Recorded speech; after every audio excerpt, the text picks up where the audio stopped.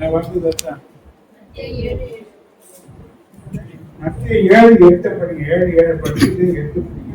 ஏனென்றால் கேட்கிற எவனும் பெற்றுக்கொள்கிறான், தேடுகிறவன் கண்டடைகிறான், தட்டுகிறவனுக்கு திறக்கப்படும்.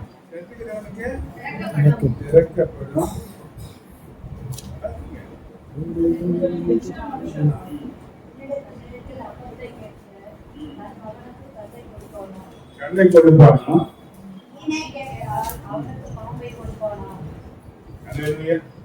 எப்படி கேட்கிறாரு பாருங்க ஆண்டவர். அப்ப நம்முடைய அத்தியாவசியமான தேவை, நம்முடைய பசியை தீர்த்து வேலைகள் செய்யப்படுமாக பலப்படுத்துவதற்கு ஆறாம் தேவை இல்லையா? பசியை தீர்க்கும்படியாக மீனை சாப்பிடுகிற ருசிக்காக தான் சாப்பிடுறேன். என்ன பண்றாங்க? மீன் எதுக்காக? வயிறு நிரம்ப சாப்பிட்டு போட்டு மீன் சாப்பிடுறாங்க. கட்டு நிறைய ஜோடு போட்டாங்க, ஒரு பீஸ் தான் மீன் வைப்பாங்க இல்லையா? நல்லா இருக்குன்னு சொன்னா இருந்த இன்னொரு பீஸ் வைப்பாங்க. அப்படியே செய்ததெல்லாம் யாரும் வைக்கிறா. அப்போ இன்னைக்கு பாருங்க, மீன் பொறிச்சு வைக்கிற காரியங்கள்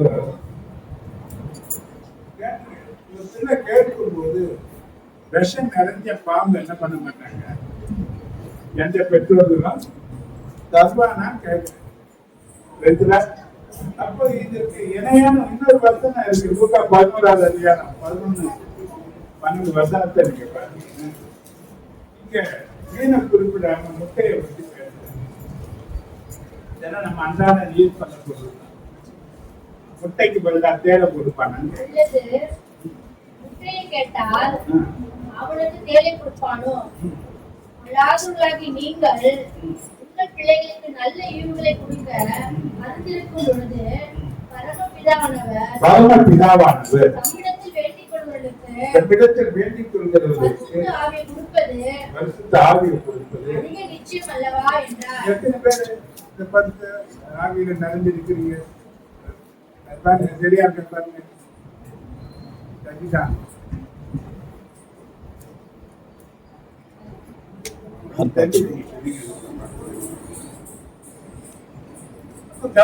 எந்த ஒரு தகப்பனும் தாயும் தன் பிள்ளைகளுக்கு தவறான ஒண்ணு தர மாட்டாங்க இல்லையா? அப்போ இவர்களை பார்க்கும் பரம பிதாவாகிய தேவன் நம்மிடத்துல வேண்டிக் கொள்கிறவர்களுக்கு பரிசுத்த ஆவியானவரை தருகிறது நிச்சயம் தருகிறது. இன்னொரு வசனத்துல நன்மையானது தருகிறது நிச்சயம் அல்லவா இருக்கிறது. அப்ப நன்மையாய் இருக்கட்டும், பரிசுத்த ஆவியானவராக இருக்கட்டும், கேட்டு பெற்றுக் கொள்வதில் தேவன் சொல்ற என்னிடத்துல கேள்வி, என்னிடத்துல கேளுன்னு சொல்லும் போது இன்னைக்கு நாம என்ன பண்ணணும்? அல்லேலூயா. எத்தனை பேர் கேட்கிறோம்? எவ்வளவு மனுஷன் சமாதானம் கேட்டவங்க, கொலைகாரன் யாரா இருந்தாலும்,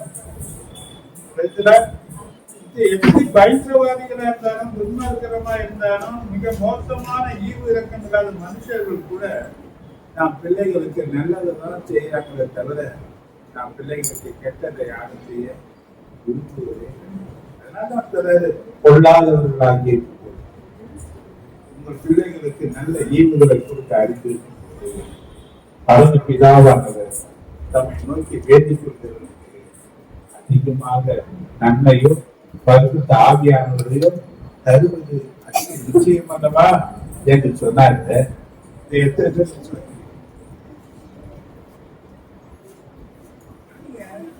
நீங்க இத விசுவாசித்தா நீங்க ஓயாம கொடுத்து என்ன பண்ணுவீங்க?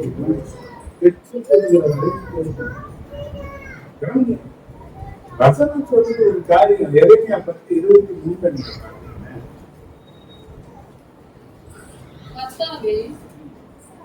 மனுஷனுடைய வழி அவனாலே ஆகிறது அல்லவென்று தன் நடைகளை நடத்துவது நடத்துகிறவனாலே ஆகிறது அல்லவென்றும் அறிவேன். என்னால நடத்திக்க என்னால முடியாது. எவ்வளவு பிளானிங் பண்றது எத்தனையோ திட்டங்களை நான் போடுறேன், எவ்வளவு யோசனைகளை யோசிக்கிறேன், எப்படியெல்லாம் காரியங்களை செயல்படுத்தணும்னு சொல்லிட்டு நான் செயல்படதான் செய்யறேன். ஆனா நான் நடத்தபடியெல்லாம் எனக்கு நடக்கிறது கிடையாது. நான் நடத்தபடியெல்லாம் நடத்தது கிடையாது. எவ்வளவு போதும், ஆனா அதுபடி நடக்குதான்னு பாத்தீங்கன்னா என்ன பண்ணல, நடக்கல. ஆனா வேலை வசதி ரொம்ப 2:15 பாத்தீங்க.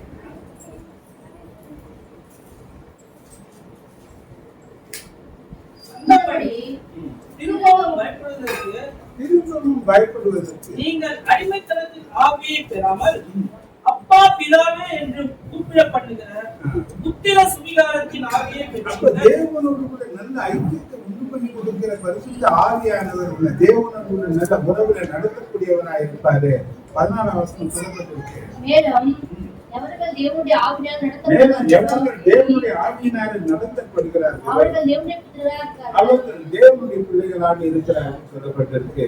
அப்ப தேவனுடைய ஆவியானவர் என்னை நடத்துது, செம்மையான பாதையில நடத்த. சங்கீதம் 143:10 பார்த்தீங்கன்னா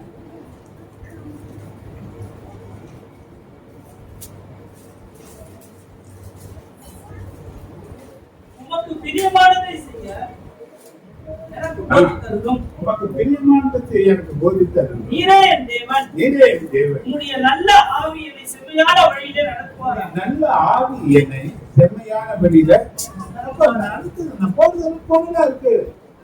ஏசாயா 45:2 சொல்ற, நான் உனக்கு முன்னே போய் நான் உனக்கு முன்னே போய் கோணலானவைகளை செவ்வையாக்குவேன். தேவன் உனக்கு முன்ன வராம கோணலானவைகளை நீ சரி செய்ய முடியாது. அல்லேலூயா. அப்ப கோணலை சரி செய்ய யார் முன்ன வரணும்? இந்த பரிசுத்த ஆவியான வரணும். இவர் முன்ன நடத்தணும். இவர் நடத்தினா செம்மையான பாதையில நடப்பாரு. எனக்கு எவ்வளவு வழிகள் இருக்கு. மனுஷனுக்கு செம்மையாய் தோன்றக்கூடிய வழிகள் உண்டு. ஆனா முடிவு மரண வழி இருக்கிறது. அப்ப என்ன தேவனுக்கு ஏற்ற வழியில நடத்துவதற்கு, தேவ சித்தத்தின்படி நடத்துவதற்கு, தேவன் ஆயத்தம் பண்ணி வைத்திருக்கிற நன்மைகளை சுதந்திர பாதையில என்ன நடத்துவதற்கு எனக்கு இந்த பரிசுத்த ஆவியானவர் தேவை. 1 Corinthians 2ஆம் அதிகாரம் 1:10 நீங்க வாசிப்பீர்களா?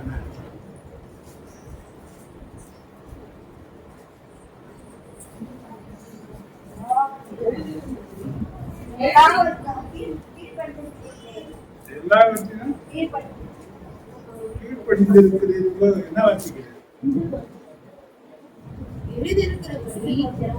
1 Corinthians 2:9 எழுதியிருக்கிறபடி தேவன் தம்மில் அன்பு கூறுகிறவர்களுக்கு ஆயத்தம் பண்ணினவர்களை கண் காணவும் இல்லை, காது கேட்கவும் இல்லை, அவர்கள் மனுஷனுடைய இருதயத்தில் தோன்றவும் இல்லை. என்ன பண்ற? எனக்கு தேவன் என்ன வச்சிருக்கிறார் எனக்கு என்ன பண்ணல. ஒவ்வொரு நாளும் என்னுடைய வாழ்க்கையை நிறைய நான் பார்த்தேன்னா, ஏன் இந்த கஷ்டம், ஏன் எனக்கு இந்த பிரச்சனை, ஏன் எனக்கு இந்த நெருக்கம், என்னதான் நடக்குது, அந்த நான் என்ன பண்ண முடியல, ஏன் எனக்கு நன்மைகள் வரலன்னு சொல்லிட்டு உணர்த்தணும், போராட்டணும், சிந்தனையில பாதிப்புக்கிறோம். இதுவே என்ன பண்ணுதுன்னா ரொம்ப செயல்பட முடியாதவனாக வச்சிருக்கு. ஆனா இது சொல்லப்பட்டிருக்கு, நான் நினைச்சதை விட, நான் எதிர்பார்த்ததை விட, நான் பிரமித்து போகக்கூடிய அளவுக்கு தேவன் எனக்கு நன்மைகளை வச்சிருக்கிறேன்னு சொல்லப்பட்டிருக்கு. ஏன் நன்மைகளை அவர் எனக்கு வச்சிருக்கிறாருன்னா, ரோமர் 8:22 அன்றியும் அவருடைய தீர்மானத்தின்படி அழைக்கப்பட்டவர்களாய், தேவனிடத்தில் அன்பு கூறுகிறவர்களுக்கு சகலமும் நன்மைக்கு ஏதுவாக நடக்கிறது என்று அறிந்திருக்கிறோம்.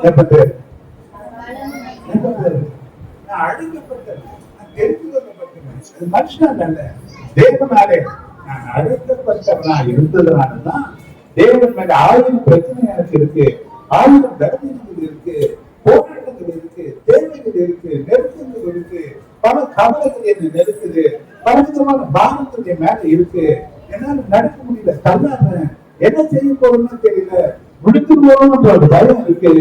யாருக்காக எவ்வளவு தாங்குறேன்னா என்னை நம்பி இருக்கிற பிள்ளைகளுக்காக சொல்லி பல காரியங்கள் நம்ம கூட இருந்தாலும்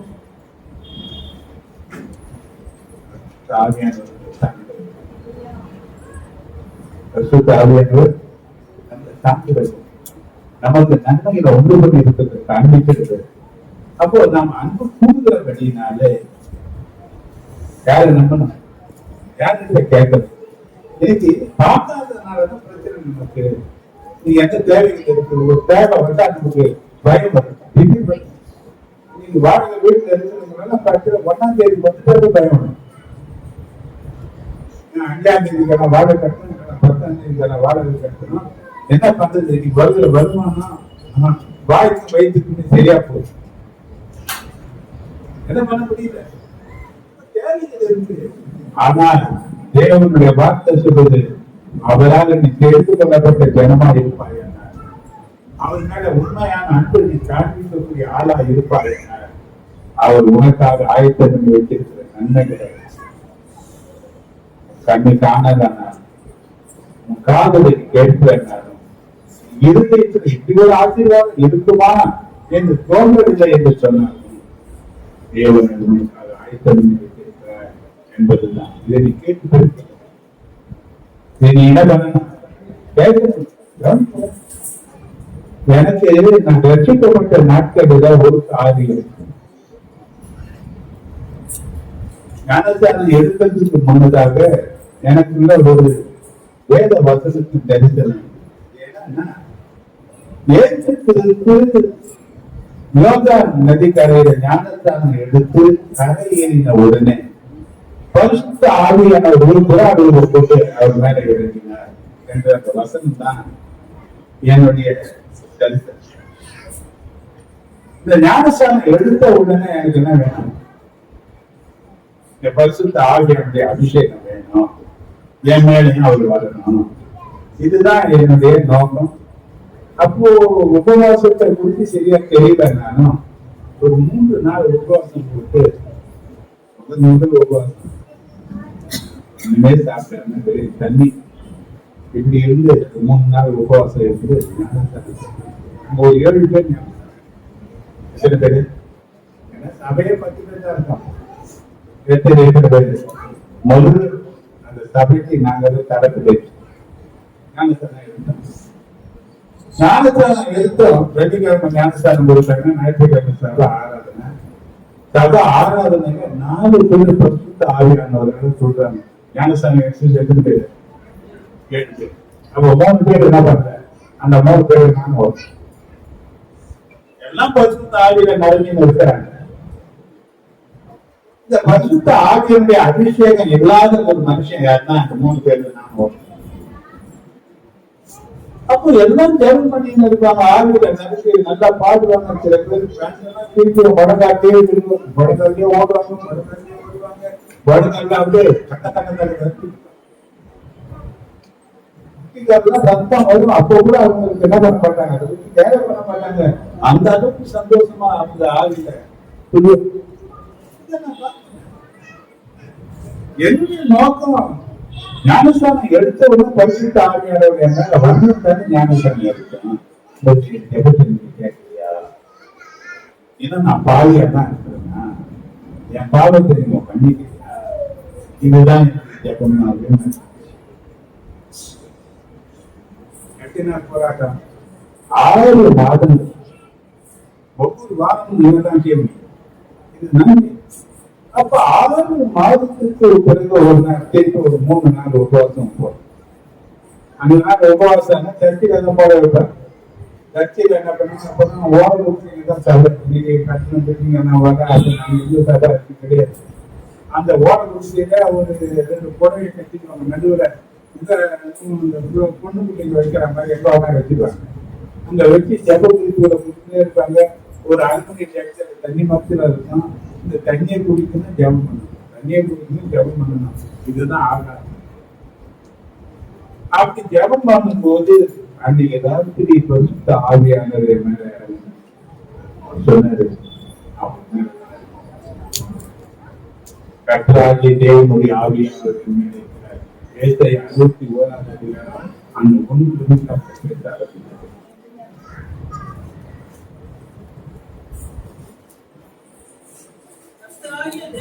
ஆவியானவர் மேல் இருக்கிறார்.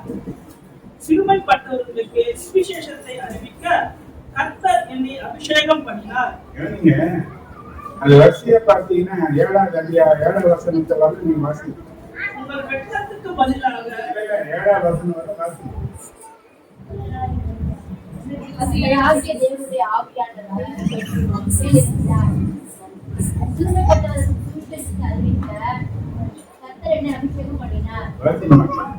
இருதயம் நொறுங்குண்டவர்களுக்கு நியாயம் கட்டுதலையும், சிறைப்பட்டவர்களுக்கு விடுதலையும், கட்டுண்டவர்களுக்கு கட்டவிழ்த்தலை கூறவும், கர்த்தருடைய அனுகிரக வருஷத்தையும் நம்முடைய தேவ நீதியை சரிக்கட்டவும், நாளையும் கூறவும், துயரப்பட்ட அனைவருக்கும் ஆறுதல் செய்யவும், சீயோனின் துயரப்பட்டவர்களை சீர்படுத்தவும், அவர்களுக்கு சாம்பலுக்கு பதிலாக சிங்காரத்தையும், உயரத்துக்கு பதிலாக ஆனந்த தைலத்தையும், ஒடுங்கின ஆவிக்கு பதிலாக புதிய உடையை கொடுக்கவும் அவர் என்னை அனுப்பினார். இந்த ஆவியானவரை கேட்டு கேட்டு கேட்டு கேட்டு கேட்டு என் வாழ்க்கையில நான் பெற்றுக் கொண்டதுனால வாழ்க்கையில பெரிய மாற்றங்களை உண்டாக்கினார். நேற்று கூட உடல்ல இருந்து ஒரு சகோதரிப்பட்டு வந்தாங்க.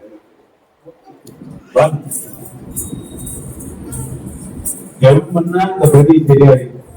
சில நேரங்களை நடக்க முடியாது. ரொம்ப வயசான நாலு திருப்பி ஜெர்மனி ஒரு பதி கொடுத்து அந்த பதி வேதனையில் இருந்த சுகமாயிருக்கும். எத்தனையோ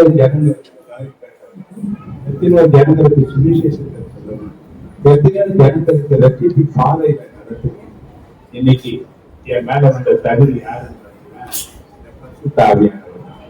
இந்த பரிசுத்த ஆவியானவர் இல்லாம ஒண்ணும் பண்ண முடியாது. நீங்க அநேகருடைய ரகசியங்களை வெளிப்படுத்தி தேவன் பேசுறாருன்னா அது எனக்குள்ள இருக்கிற பரிசுத்த ஆவியானவர் தான் அந்த காரியத்தை வெளிப்படுத்தி பேசுறாரு. இன்னைக்கு நிறைய காரியங்கள் காட்டி வந்துருக்காங்க. அப்படியே பேசினாரு, அப்படியே சொல்றாரு. நான் பேசுறது நாங்க எனக்கு அவங்க பிரச்சனை தெரிய வாய்ப்பு கிடையாது. அப்ப தெரிஞ்சவர் பேசுறாரு, ஏன்னா அங்க மறைக்கிறாரு. பேசுறது ஆவியானவர் இப்படி பல நிலையா உதவியா இருக்கிற பரிசுத்த ஆவியானவர், சரியான பாதையில நடத்துற ஆவியானவர், சத்துருக்களுக்கு நம்ம இன்னைக்கு எச்சரிப்பு கொடுத்து ஆயத்தப்படுத்தி சத்துருக்கிற யுத்தங்களை நடத்துவதற்கு நமக்கு துணை இருக்கிற இந்த பரிசுத்த ஆவியானவர்.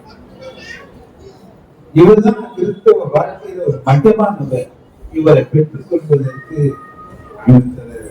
என்னிடத்தில் கேட்கிறவருக்கு நான் பரிசுத்த ஆவியானவரை கொடுப்பது அதிக நிச்சயம் அல்லவா என்று சொன்னாரு. இவரை கேட்டு எத்தனை ஏன் மாற்றம் இல்லைன்னு நினைக்கிறேன்? உன் பிரச்சனைக்கு தீர்வு யாரால சொல்ல முடியும்னா உனக்குள்ள வரக்கூடிய பரிசுத்த ஆவியானவர் தான் சொல்ல முடியும். உன் பிரச்சனைக்கு வெளியே யார் காட்ட முடியும்னா பரிசுத்த ஆவியானவர் தான். சத்து எந்த ரூபத்துல உன்னை தாக்க நினைக்கிறான் என்பதை காண்பிக்க யாரால முடியும்?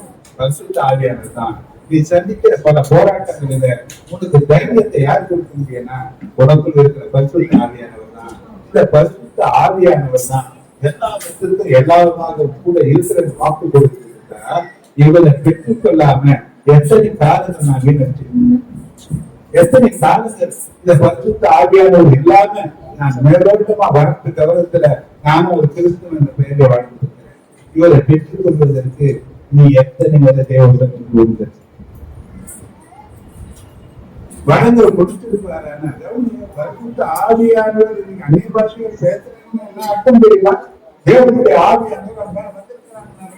அப்ப தேவன் ஒரு மனுஷன் மேல வருவாரான தேவனை போல அவங்க வார்த்தை மாறவா மாறாதா? நீ யோசனை பண்ணிப்பாரு. அப்ப நீ பேசுற வார்த்தை தேவனை போலக்கூடிய பேசக்கூடிய ஒரு வார்த்தையா இருக்குமானால் அந்த வார்த்தையில அதிகாரங்கள் இருக்குமா இருக்காதா?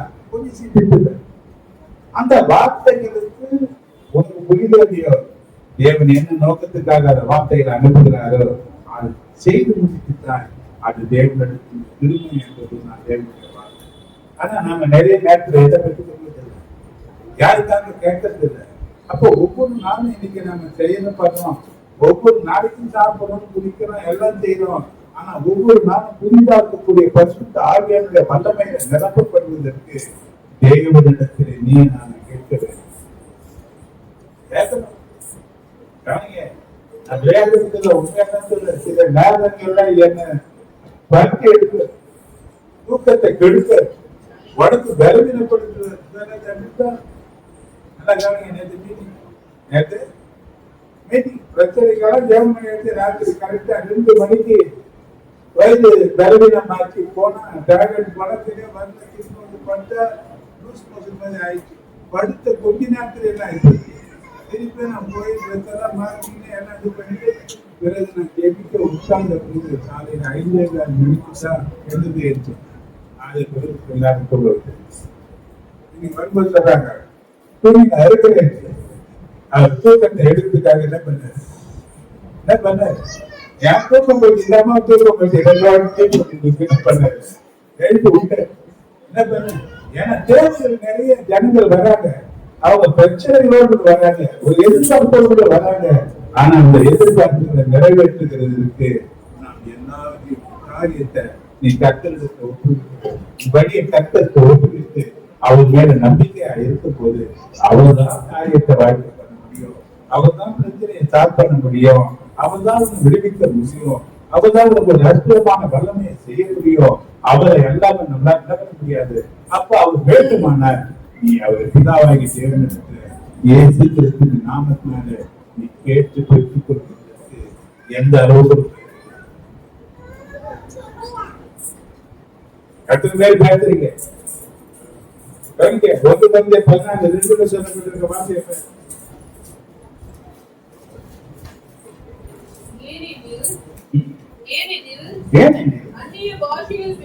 அந்நிய பாஷையில் பேசுகிறேன், ஆவியினாலே ரகசியங்களை பேசினார். அவன் பேசுகிறதை ஒருவனும் அறியாது இருக்கிறபடியினாலே மனுஷனிடத்தில் பேசாமல் அவன் மனுஷனிடத்தில் பேசாமல் தேவனிடத்தில் பேசுகிறான். தேவனிடத்தில் பேசுகிறான். யார்கிட்ட பேசுறான்? தேவன் கிட்ட பேசினா என்னமா பேசுங்க, ஒரு மனுஷன் பேசினா என்ன பேசுவீங்க? என்ன பேசுங்க? தேவன் ரொம்ப நெருக்கமானவர். அதான தேவைகள் மட்டும் சொல்லுவியா, மற்ற தேவைகளுக்கு சொல்ல மாட்டியா, மற்றவங்க பிரச்சனை பேச மாட்டியா? இப்ப நீதான் ஒரு அதிகாரத்துல இருக்கிறவங்களுக்கு நெருங்கின உறவு நீதான். இப்ப ஜனங்கள் உன்னை தேடி வரும்போது இந்த உறவை பயன்படுத்தி எனக்கு ஒரு நன்மையை செய்து சொல்லும் போது அதற்கு காலமாக இருக்கக்கூடியவங்க யாருன்னா நீங்க நானும் தான். இந்த நன்மையை பெற்றுக் கொள்ளக்கூடிய உத்தரவாதம் யாருக்கு கிடைக்குதுன்னா இந்த பரிசுத்த ஆவியானோர் ஒரு நல்ல உறவுல இருக்கிறவங்க எங்க நிற்பாங்க, மனுஷர்களுக்காக சிறப்பு நிற்பாங்க, தன்னுடைய காரியத்தை அப்புறப்படுத்துவாங்க. தேவ சமூகத்துல அதிகமான நேரங்களை அவங்க செலவழிக்கிறதுனால அந்த நேரங்களை நாடத்துல கத்தர் நமக்கு ஆசீர்வாதமாக பல முறை பார்த்திருக்கிறேன். உடம்பு முடியாத நிலையில நான் இருந்திருப்பேன், பல பிரச்சனைகள் மத்தியில் நான் இருக்கிறேன். இதோட வேலையை காய கேட்பேன், என்னை போல மற்றவங்களுக்கு நீங்க செய்வீங்க, எனக்கே நீங்க செய்யக்கூடாது, எனக்கே இந்த நன்மையை நீங்க செய்யக்கூடாது. என்ன இப்படி ஒரு வரவேற்ற போறேன், 4 பேர் மத்தியில் நான் வெட்கப்படக்கூடாது, எனக்கு நீங்க தான் பெறனா இருக்கணும், எனக்கு சுகமா நடத்தி சுகமா கொண்டு வரணும்னு சொல்லி அவரை ஒப்பு கொடுத்து போவேன். நேற்று அப்படிதான் சுகமா கொண்டு போனாரு, அங்க சாப்பிட வச்சாரு எல்லாருக்காக. நான் 4 மணி எப்பதான்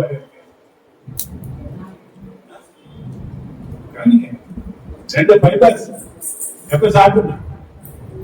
டாக்டர் தான் நேரத்துக்கு என்ன பண்ணிட்டு என் நேரம் எதுதான் எல்லாருக்கும் ஜெபம் பண்ணி முடிக்கும் போது சாப்பிட்டு 4 மணி சுகபத்திரமா கொண்டு வந்தாரு. கொஞ்ச நேரம் தயாராச்சு, ராத்திரி தூங்க வச்சாரு. காலையில் 4 மணிக்கு 3:30 மணிக்கு முடிக்க வச்சாரு, ஜெபிக்க வச்சாரு. காலையில் கொண்டு வந்தாரு. யார் செய்தாரு? அப்ப இந்த தேவன் உங்களுக்கு எல்லாருக்கும் எல்லாமா இருப்பாங்கன்னா நீங்க தேவன் சொல்றாரு, ஒரு பொருளாதார தகப்பை தன் பிள்ளைக்கு நல்ல ஈவ கொடுக்கிறாங்க, நான் உன் தகப்பன் தானே, என் உயிரியம் உனக்காக கொடுத்து விட்டாங்க. அப்ப ரோமர் 8:32 சொல்றபடி சொந்த குமார் என்று பாராமல் எல்லாருக்காக அவரை ஒப்பு கொடுத்தவர் அவரோடு கூட மற்ற எல்லாவற்றையும் நமக்கு அருளாது இருந்தது எப்படி கேட்டாரு? என்ன தரமாட்டாரு? நீ எடுக்க தரமாட்டாரு. என்ன ஏன் கேட்க மாட்டீங்க? ஏன் பெற்றுக்கொள்கிற வரை நீங்க கேட்க மாட்டீங்க? ஏன் அந்த வைராக்கியம் உங்களுக்கு இருக்க மாட்டேது? அப்ப ஆண்டவன் சொல்ற ஜெபம் என்பது ஜெபம் பண்ணது 3 நாள் ஜெபம். மூணாவது முறை ஜெபத்துக்கு தான் மனுஷன் பதில் வரல. தேவன் ஒரு தேவ தூதனை அனுப்பி இயேசு கிறிஸ்து அந்த கல்வாரி சிலுவையின் உள்ளத்திற்கு வேலை போட்டு இன்னைக்கு ஒரு ஜெபம் பண்ணிட்டு கேட்கலன்னா நம்ம அப்படியே விட்டுடுவோம். ஆனா பெற்று கொடுக்குற வரையில நீ என்ன பண்ணணும்? கேட்கணும். கவனிங்க, அன்னைக்கு நான் கேட்டேன் 6 மாசம் உங்களுக்கு எனக்கு கொடுத்தாரு. நான் பாக்குறேன் என் கூட அன்னைக்கு முதல்ல எடுத்தாங்க 4 பேரு, அவங்க எங்க இருக்காங்கன்னு தெரியல. ஆனா கர்த்தர் இன்னைக்கு வரையிலும் என்ன 4 பேருக்கு மத்தியில வச்சு ஆசீர்வதிக்க நான் செய்யறாரு. பிரச்சனை எனக்கு இல்லாம இல்லை, நிறைய பிரச்சனைகள் இருக்கு. ஆனா பிரச்சனைகள் மத்தியிலையும் தேவனை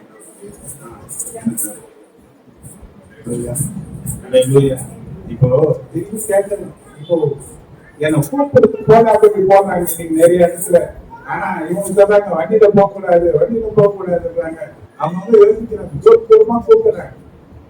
ஆனா நான் ஒன்றுதான் சொன்னேன், கர்த்தருடைய கரை என்ன நடத்துறேன் வேண்டாம் சொல்லிட்டாங்க. என்ன பண்ண மாட்டேன் முடியாது. ஏன்னா நம்ம இருக்கிற கொஞ்ச காலகட்டத்துல யாருக்காக வாழ்ந்து வரணும்? எனக்கு கொடுத்திருக்கிற பொறுப்புகளை நிறைவேற்றி முடிக்கிறதுக்காக என்ன தேவன் கெடுத்திருக்கிறார். அதற்கு துணையா இருக்கிறதுக்காக பரிசுத்த ஆவியானவரை கொடுத்திருக்கிறார். பரிசுத்த ஆவியானோட துணை கொண்டு என்ன நோக்கத்திற்காக இந்த பூமியில ஏற்று வந்து செய்து பிடித்தாரோ இந்த பூமியில வந்திருக்கிற நான் செய்து பிடிக்கிறதுக்கு எனக்கு யாரோட உதவி வேணும்? மனுஷ உதவியில பரிசுத்த ஆவியான அந்த பரிசுத்த ஆவியான அதுதான் ஒரு தகப்பன காட்டுறது. பொல்லாதவர்கள், ஒரு குடிகாரன் கூட, ஒரு தீவிரவாதியா இருக்கிறவங்க கூட, ஒரு கெட்டவன் ரொம்ப தப்பான எண்ணங்கள் உள்ளவங்க கூட தன் பிள்ளைக்கு நல்லது செய்யறானே. நான் உனக்கு தகப்பன் தானே, நான் உனக்கு நல்லது செய்து வச்சானே. என்கிட்ட கேட்டா பரிசுத்த ஆவியான தருவேன்னு அவர் சொல்றாரு. அப்ப ஏன் கேட்டு பெற்றுக் கொள்ள கூடாதுன்றதுதான் இன்னைக்கு செய்யும். ஏன் கேட்கக்கூடாது? ஏன் பெற்றுக்கொள்ளக்கூடாது? ஏன் மற்றவங்க காசு மாறக்கூடாது? தேவன் உனக்காக தான் ஆயத்தம் பண்ணாரு. சகலமும் அவருக்கென்று உருவாக்கப்பட்ட எல்லாத்தையும் உனக்காக எனக்காக தானே கொடுத்தாரு. நீ நாங்க வாழ்க்கை சுகமா தானே இருக்கணும். இன்னைக்கு எங்க இருக்கு சுகமான வாழ்க்கை? ஏன் பெற்றுக்கொள்ள முடியல? கேட்கணும், ஆனா தப்பானது கேட்கணும். தப்பானது எந்த தகப்பன் தன் பிள்ளைக்கு என்ன பண்ண மாட்டான்? ஒருவேளை கேட்கும் போது அந்த பிள்ளைக்கு தெரியாம இருக்கலாம். ஆனா அது புரிந்து கொள்ளக்கூடிய காலங்கள் வரும்போது நம்ம கேட்டது தப்புதான். அப்ப பார்த்தா அவர் கொடுத்துருந்தா இன்னைக்கு எப்படியோ வாழ்க்கை மாறி போயிருக்கு. எப்ப உணரக்கூடிய உணர்வுதான் வளர்ச்சி வந்து வளர்ச்சி வராதப்ப எல்லாமே தப்பா தான் இருக்கும். நம்மளுடைய பார்வை தப்பா இருக்கும், நம்ம சிந்தனை தப்பா இருக்கும், ஆண்டவரையே நம்ம தப்பா தான் பார்க்கக்கூடிய நிலை இருக்கும். நீ தப்பா பார்க்கிறதுக்காக தப்பானது தேவன்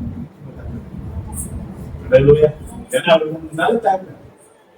அப்ப அவருக்கு கேட்க சொல்றாரு, நீ கொடுக்கறதுனால அவர் சந்தோஷப்படணும்னு சொல்றாரு. யோவான் 16:24 நீ வாசித்தீங்கன்னா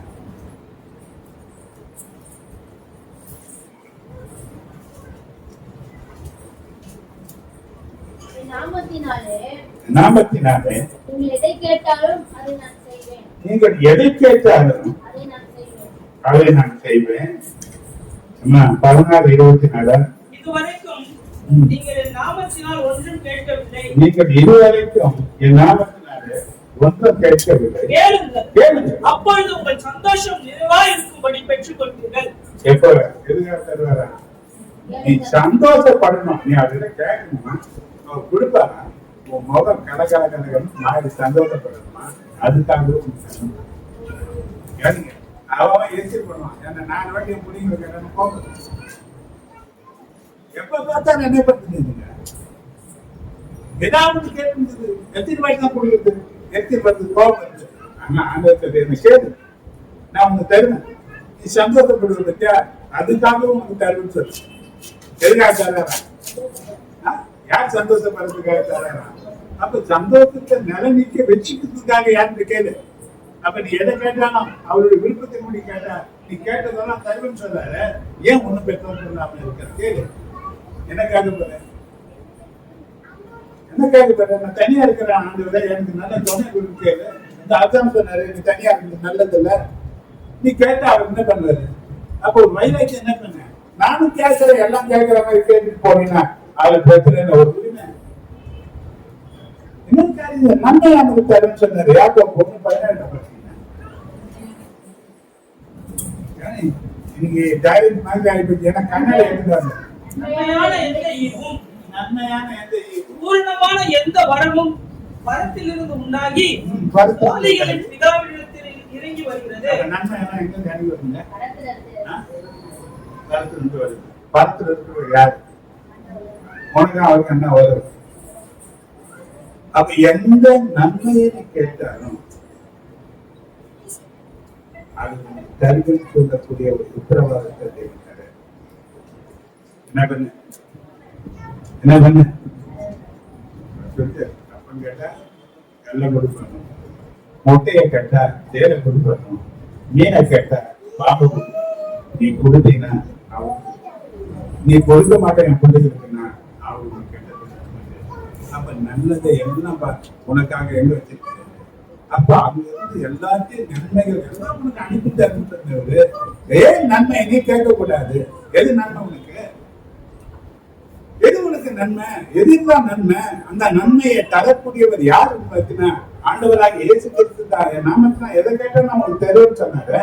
ஏன் பெற்றுக்கொள்ள மாட்டீங்க? ஏன் கேட்க மாட்டீங்க? ஏன் அந்த பெற்றுக்கொள்ளக்கூடிய வைராக்கியம் உங்களுக்கு இல்லை? என்ன தரமாட்டேன்? இப்ப பாருங்க, அவர் சரீரம் முழுவதுமாக 39 கசை எறினால அந்த பாருங்க, அந்த செவுக்கு பத்தினா அது போது பாரு அந்த பக்கம் முள்ளுங்க, புண்ணுங்க. எந்த ஒரு அடி பட்டாவே அந்த பக்கம் படுகிற அடியெல்லாம் போது அப்படியே 39 அடி வாங்க. அந்த சரீரம் முழுவதுமாக அதெல்லாம் பிடிக்கப்பட்ட அப்பம் போல அந்த சரீரம் என்ன நினைக்கு. அப்ப அது சின்ன ரத்தம் எல்லாம் அடி காயங்களும் ரத்தங்களும் யாருக்காக? எதை செய்வதற்காக சிந்தனாரு. அப்ப இன்னைக்கு வந்து வீணா போதா? அது ஏதாவது உங்களுக்கு நன்மையை செய்யணும். அப்ப நன்மைகளை செய்யறதுக்கு யார் கேட்கணும்? யார் கேட்கணும்? அப்ப என் தடுப்புகளாக நீ சுகமாயிட்டீன்னு சொன்னீங்கன்னா நீ என்ன சுகத்தை யார்கிட்ட கேட்குது? யார்கிட்ட கேட்குது? யாருக்கு கேட்டீங்களா இல்லையா? கவனிச்சு பாருங்க. நான் ரொம்ப பாரம் எடுத்து நினைக்கிறீங்களா? வீட்டுக்கு வந்து ஜாம் பண்ண நினைக்கிறீங்களா? அவங்க சொன்னதுக்கு போன்ல என்ன பண்ண நேரம் கூட பாக்கல. அது பிள்ளைய நேரம் கூட பாக்கல. அங்கதான் அடிச்சு சொல்லுச்சு, அப்பா நடுமுதல் ஊசி போடுறேன்னு சொன்னாங்க. ஊசி போட்டாங்கன்னா கருவீனம் ஆயிடும், இன்னும் கல்யாணம் கூட ஆகுது, கல்யாணம் நிறுத்தலாம் போகுது. அந்த ஊசி எல்லாம் வேண்டாப்பா, ஜெபம் பண்ணுங்கப்பா, நல்லா இருக்கும் ஜெபம் பண்ணுங்க. அதுக்காக ஜெபம் பண்ண ஒரே ஒரு நிமிஷம் ஜெபம் தான்.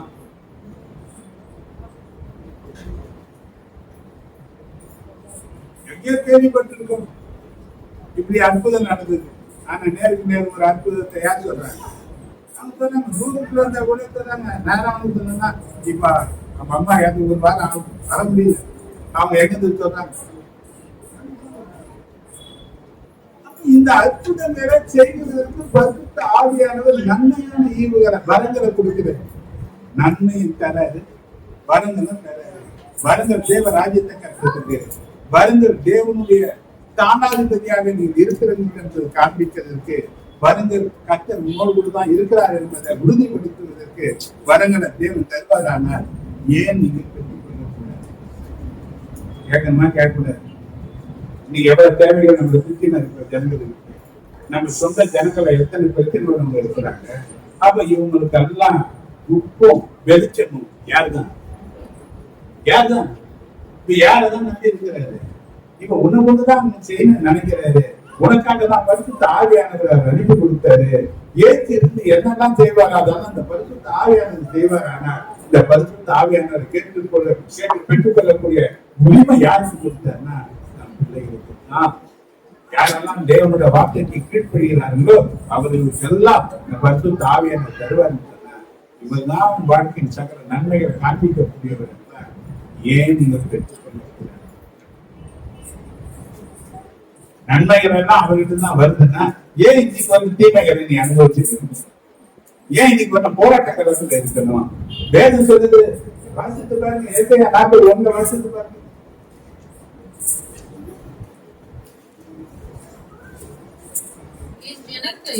என் ஜனத்தை ஆற்றுங்கள், தேற்றுங்கள். எருசலேமுடன் பட்சமாய் பேசி எருசலேமுடன் பட்சமாய் பேசி அதின் போர் முடிந்தது என்றும் சத்தமா சொல்லுங்க. அதன் போர் போது அக்க போராகுது போது முடிந்தது போது. ஏன்னா இயேசு சொன்னார், எல்லாம் முடிஞ்சது. முடிஞ்சுதா? அப்ப பச்சை பேசு முடிஞ்சு பற்றி எல்லாம் பேசு முடிஞ்சு பற்றி நன்மைகள் யாருக்கு இருக்கு? அவர் தீமைகளை பார்க்க அது முத்தக்கண்ண தான் பிள்ளைகளுக்கு நன்மைகளை வைத்திருக்கிறவர், தான் சொந்த பிள்ளையை உனக்காக கொடுத்தவர். அவர் எல்லா நன்மைகளையும் உனக்காக எனக்காக தான் வைத்திருக்கிறார். ஆனா ஒரு நிபந்தனை, கேட்டா கேட்கிற எவனும் கேட்காத எவனும்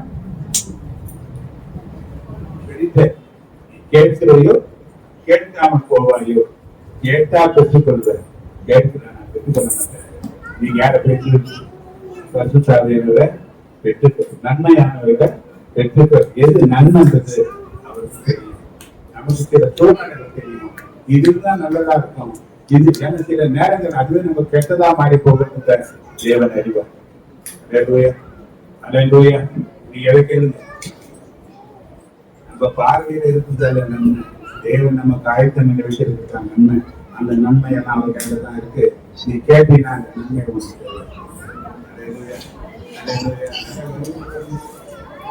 ஒரு நியூஸை பார்த்தேன். உத்தரப்பிரதேசத்துல நடந்து தான் புருஷனை லவ் பண்ணி கல்யாணம் பண்ணாரு. அந்த லவ்வுக்காக அவன் கப்பல் பெரிய அதிகாரி கப்பல் வேலையை கொடுத்தான். நான் சொந்த குடும்பத்தை பக்கத்துல கை கொடுத்துன்னு போனான். ஒரே ஒரு அதுக்குள்ள நல்ல காதல் உருவாகி அந்த காதலுக்கு அவன் தடையா இருக்கிறதுனால 15 துண்டா வெட்டி ஒரு தண்ணி ட்ரம்ல போட்டு இன்னைக்கு சிமெண்ட்டை போட்டு சீல் அடிச்சு வச்சுட்டு மறுநாள் மோடி கண்ணக்காரன் கூட காஷ்மீர்ல என்ன பண்ணிருக்காங்க? உங்க யாரு இல்லைங்க, லவ் பண்ணி திருமணம் பண்றாங்க. லவ் பண்ணும்போது எப்படி இருந்தது? அடுத்த லவ் பண்ணும்போது என்ன ஆயிடுச்சு? எது நல்லது எது கெட்டது? நம்ம பார்வை எப்படி இருக்கு? இவன் பார்வை எப்படி இருந்தது? அம்மா அப்பா வேணாம் தனியா போன, அந்த வேலையே வேணாம் தனியா போனா. இப்ப யாருக்கு பிரியப்படுத்தாம போனா? எப்படி பிரியப்படுத்த நினைச்சு கண்ணுக்கு பிரியமானவன் கண்ணை இழந்தான். இவன் தண்ணியா இழந்தான். வாழ்க்கை புல்லாடி என்ன பண்ணிட்டான்? யாரும் பண்ணா அந்த பெண்களுக்கு கூட போதையில மாத்திர போதையில ஆகி அந்த போதை வெளியில எதிர்த்துட்டா தூக்கத்துல அவங்க மாத்திரையை கொடுத்து நல்லா தூக்கத்தை வச்சு என்ன பண்ணா? யார் பண்ணாங்க? ரொம்ப நேசித்த மனை. அவன் நேசித்ததுனால தானே, நல்லதுன்னு தெரிஞ்சதுதான் நம்ம பண்ணான். அதனாலதான் நம்ம பார்வையில் நல்லதா இருக்குது கெட்டதா இருக்கலாம். அதனாலதான் தேவனுடைய காரியத்தை, திருமண காரியத்தை கூட யார்கிட்ட கேளு, ஏன்னா உனக்கு தெரியாது, பார்த்துட்டு நல்லதா தெரியும். இவரை போல நல்லா அழகாக்குறாங்க, செகப்பாக்குறாங்க, அது புல்லட்ல வர ஜீன்ஸா போடுங்கிறது வந்த புல்லட் தெரியும். அவங்க எந்த வருவார் டெய்லி போதையில வந்தாட்டு வைய வேற மாதிரி போகுது. அப்ப என்ன நன்மைகளை யாரால தர முடியும்னா, அப்ப இந்த நன்மைகளை பெற்றுக்கொள்ளாம போனதுக்கு காரணம் தர அவருக்கு நீ சரியா கேட்கல. பெற்றுக்கொள்ளுகிற வரையும் நீ போராடல. பெற்றுக்கொள்ளுகிறதுக்கு இன்னைக்கு ஒரு அழைப்பு தேவன் உனக்கு தராரு. கேட்க எவ்வளவு பெற்றுக்கொள்கிறான். இந்த வார்த்தையை முடிச்சுக்கிறேன். காணிக்க பண்ணி என்ன பண்ணுங்க?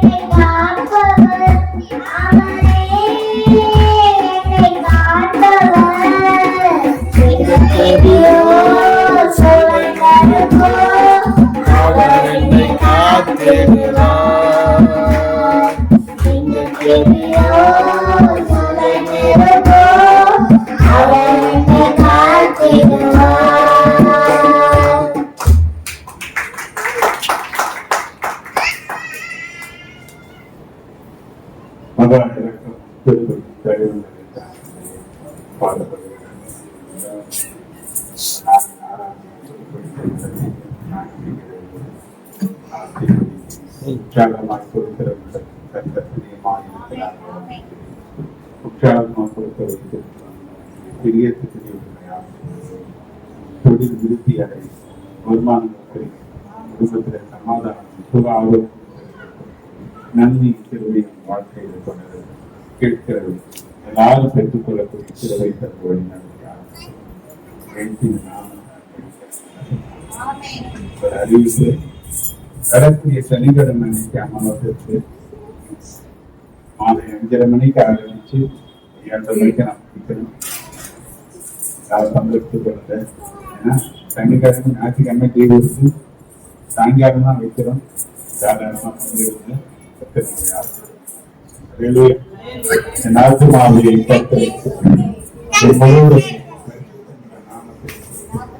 நாட்டுமாவியை கத்த செய்த சகல உபகாரங்களை நம்முடைய கத்தராகி ஏற்றுக்கிறது பிதாவாகி தேவையா பரிசுத்த ஆவியானுடைய ஐக்கியம் ஆசீர்வாதம் நம் அனைவரோடு ஒவ்வொரு பரிசுத்தவானோடு வந்திருக்கிறவங்க அனைவரோடு எழுந்த